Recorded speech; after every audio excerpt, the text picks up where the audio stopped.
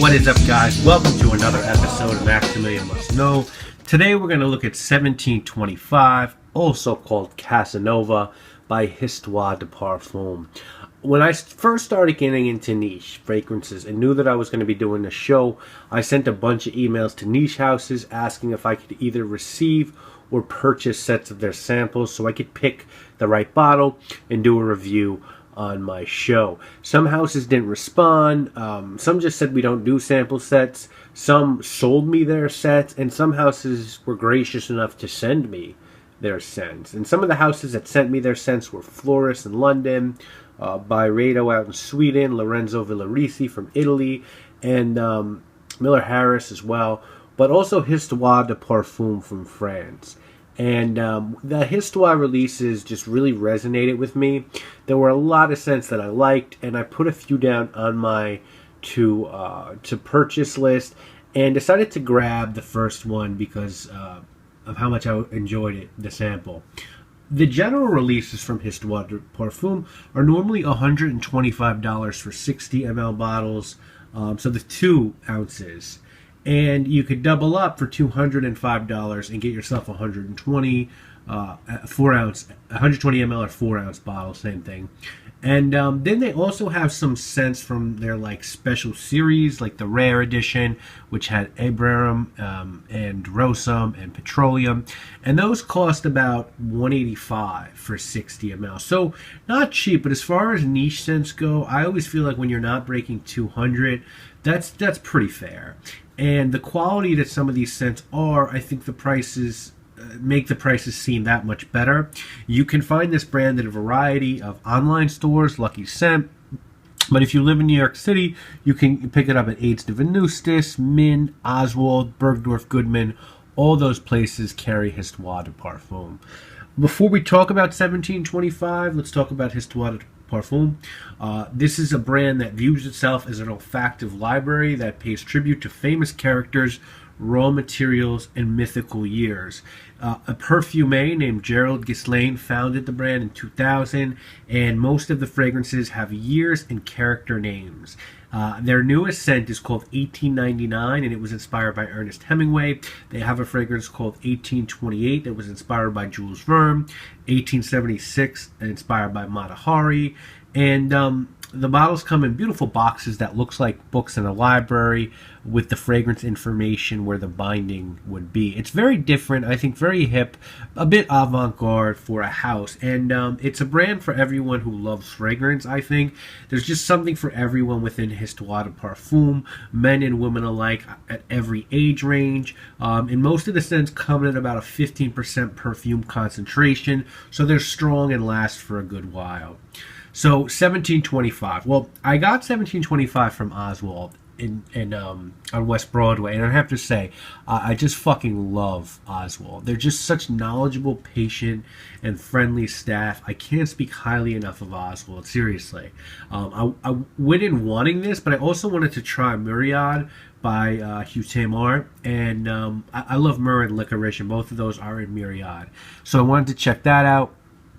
I didn't know that they had 1899 Hemingway in stock because it wasn't on their website, but they do have it, and I wanted to check that out. And finally, I'd never smelled Petroleum from Histoires de Parfums, so I wanted to check that out as well. Myriad is interesting, and I need more time with it. They gave me a sample of Myriad along with 1899, and I liked 1899, but it just reminded me too much of Spice Bomb, and because I have Spice Bomb, and I have Insurrection Dark, and I have Eau de Bao, it just doesn't make sense for me, I don't think, to own 1899. Now, if it were colder out, I probably would have gotten Marquise de Sade, Amberum, or Petroleum, but with spring here and summer coming, I was like, fuck it, let's go for Casanova. I'm a licorice, grapefruit, almond, and vanilla fan, so how could I possibly go wrong? And I did get the 60 ml, which I think is the only size that Oswald has. It was $125. I am not I'm not the first of my colleagues or the last that will talk about this scent, and that's with more than good reason. This scent is inspired by a man named Giacomo Casanova, who in Italy was an absolute master in the art of seducing women. Notes on this fragrance are going to be bergamot, citrus, grapefruit, licorice, lavender, star anise, vanilla, almond, sandalwood, cedar, and amber. I believe this was a 2011 release. I'm not sure who the perfume was. I believe it was the owner, Gerald Gislame, but if anyone knows, please let me know in the comments. Now, as far as your presentation is going to go with Histoires de Parfums, you have the box that that says Histoires de Parfums. Sorry about that. Unbelievable.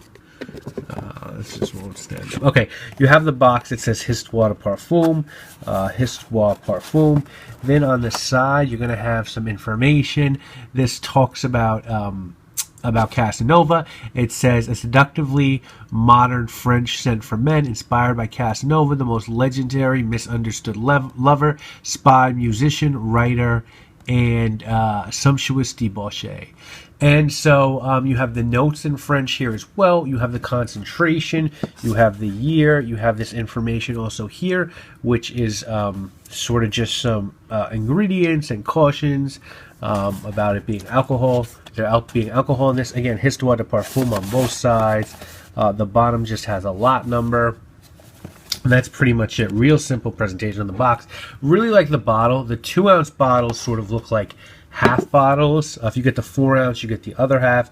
It has Histoires de Parfum here, just Histoires de Parfum on the front. The bottom just has a batch code. The side has that same sticker that the box has. Nothing on the back. The cap says Histoires de Parfum.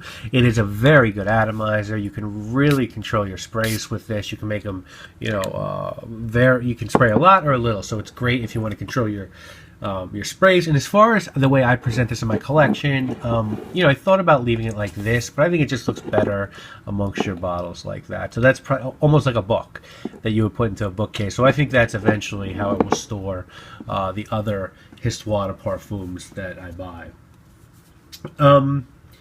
Okay, so let's obviously talk about the fragrance. Some will tell you that owning this and Invasion Barbare by Parfum MDCI isn't necessary because they're one and the same of being a barbershop fougere fragrance.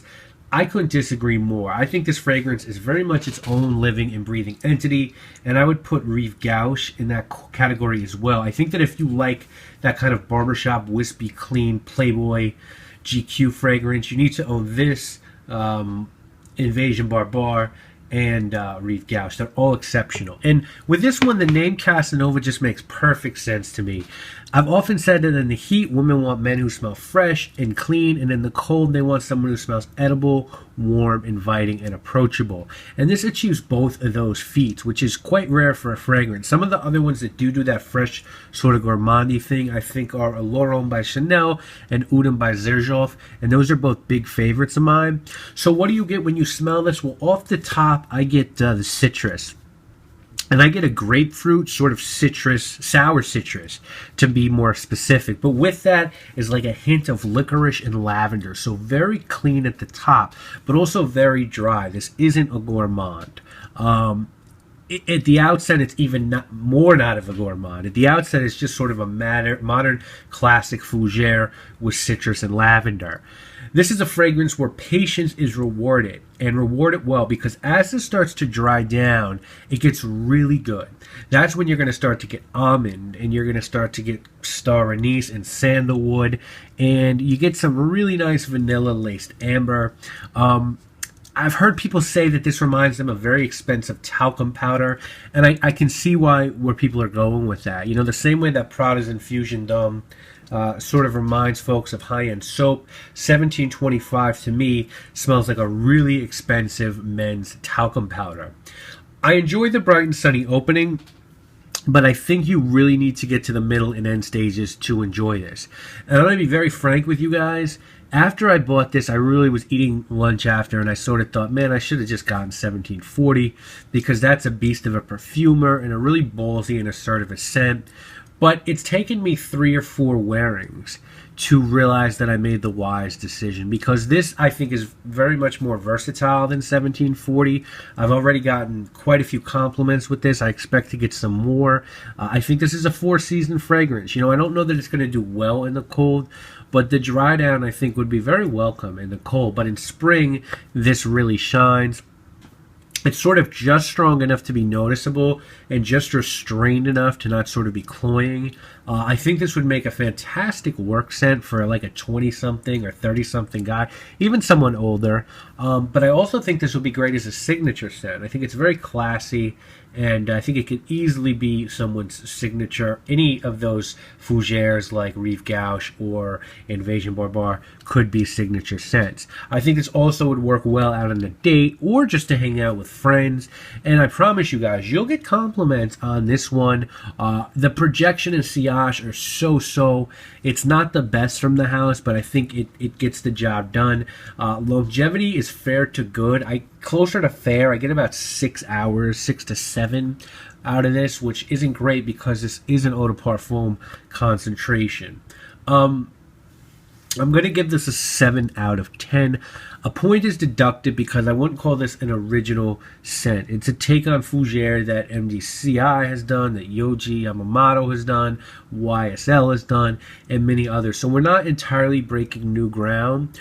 Also, I would have honestly liked this to be a bit more potent at the EDP bottling strength. Now, with that said, the price is pretty fair. I'm a huge fan of the presentation. This is one of the niche lines that's very widely available, and it smells great. It's a great way for women or friends to get a guy into niche perfumery. You know, I think most men will enjoy this, and I think women or other men will enjoy this on their partner. So definitely check this out, and if you haven't already explored the Histoires de Parfums line, I'm going to recommend you do so. It's vast, it's very wallet friendly, and there's a lot of quality within. I think for me, the other ones I know I'm going to get now are Abram 1740, and then I think I might be done, but you never know. We will see.